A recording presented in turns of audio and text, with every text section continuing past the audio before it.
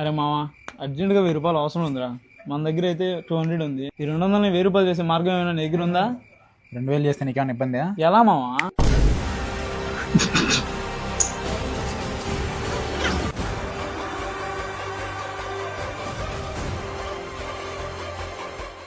ఎలా ఉంది ఐడియా?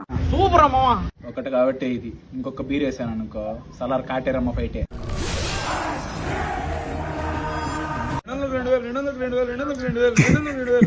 2000. ఓడిస్తే 200 ఇదిగో 200. కానీ మామ పడగొట్టు.